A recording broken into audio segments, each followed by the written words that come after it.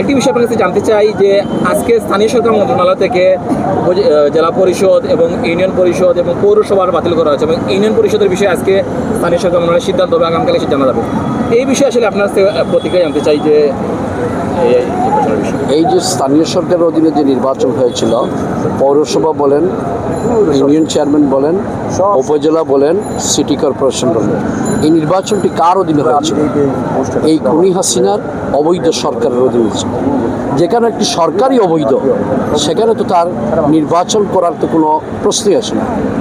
Police এবং রাষ্ট্রযন্ত্র ব্যবহার করে 2014 সাল থেকে, ইনফ্যাক্ট 13 সাল থেকে এই সরকার পুলিশ এবং তার রাষ্ট্রযন্ত্র ব্যবহার করে প্রতিটি নির্বাচন করে এসেছে এবং প্রতিটি নির্বাচনের পূর্বে আমাদের দলীয় নেতাকর্মী সকল পর্যায়ে, ছাত্রদল, যুবদল, স্বেচ্ছাসেবক দল, শ্রমিক দল, বিএনপি নেতাকর্মীকে গ্রেফতার করে কারাগারে প্রেরণ করে নির্বাচন করেছে। অর্থাৎ কোনো নির্বাচনই ওর বৈধ ছিল না এবং কোনো নির্বাচনই বৈধ ছিল না বিদায় আজকে বাংলাদেশ আওয়ামী লীগের মতো একটি দল, খুনি হাসিনা, যে খুনি হাসিনা বলতো যে আমি পালিয়ে যাব না, 1/11-এর সময় আমি দেশে এসেছি, আমি পালিয়ে কোথাও যাব না, কিন্তু আজকে কি হলো? শুধু পালিয়ে যায়নি, শুধু একটি কাপড় নিয়ে চলে গেছে, গুছিয়ে যে যেত সেটাও পারেনি। এই জন্য এই সরকারের অধীনে যতটি নির্বাচন হয়েছে সকল নির্বাচন অবৈধ এবং আজকে এই অন্তর্বর্তীকালীন যে সরকার যেটি করেছে সেটি সঠিক করেছে। আমি আশা রাখি আরও যদি ইউনিয়ন নির্বাচন এখনও কিন্তু বাতিল করেনি, আমি আজকের এই স্বেচ্ছাসেবক দলের 44তম প্রতিষ্ঠাবার্ষিকীতে আমি অনুরোধ করব যে অনতিবিলম্বে ইউনিয়ন নির্বাচন যেটি হয়েছে সেটিও বাতিল করার জন্য। এবং আজকের এই 44তম প্রতিষ্ঠাবার্ষিকী আমাদের মহানগরের আহ্বায়ক এবং সদস্য সচিবের নেতৃত্বে যে বর্ণাঢ্য র্যালি হয়েছে সেটি অবশ্যই প্রশংসনীয় এবং আগামী দিনের আন্দোলন সংগ্রাম আমাদের অঙ্গ সংগঠন এবং বিশেষ করে মহানগর স্বেচ্ছাসেবক দল তাদের যে ভূমিকা যেভাবে রেখেছে অতীতে, আজও রাখছে, ভবিষ্যতে রাখবো এবং এই খুনি হাসিনা মুক্ত পুরোপুরি বাংলাদেশ গঠন না হওয়ার পূর্ব পর্যন্ত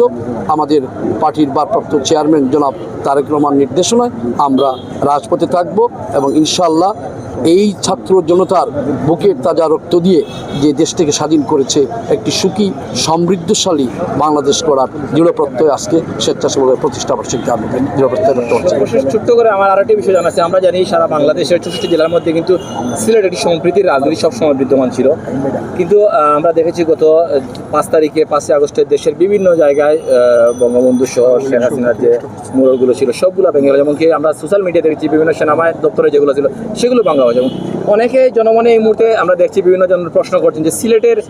বঙ্গবন্ধুর যে কয়েকটি জায়গায় মোরাল রয়েছে এই বিষয়ে আসলে এখনো রয়েছে, সেগুলো রয়েছে কেন বা সিলেটের সমৃদ্ধি রাজনীতি কিনা? এটা যেটা মোরালটা করা হয়েছিল এই দেশের জনগণের ট্যাক্সের টাকায় হাজার হাজার কোটি টাকা খরচ করে এটা মোরালটা করা হয়েছে। তাই এই গণ-অভ্যুত্থানের পর এটা জনগণের ক্ষোভ প্রকাশ করেছে, যেহেতু আমাদের ট্যাক্সের টাকায় এইগুলা বানানো হয়েছে, এইগুলা সরিয়ে ফেলছে। সিলেটের রাজনীতি নষ্ট এই যে বিগত যে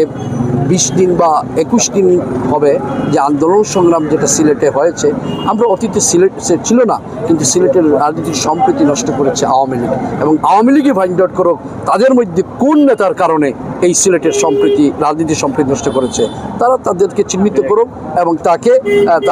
তাদের থেকে প্রত্যাখ্যান করুক, এটা আমি আশাবাদী।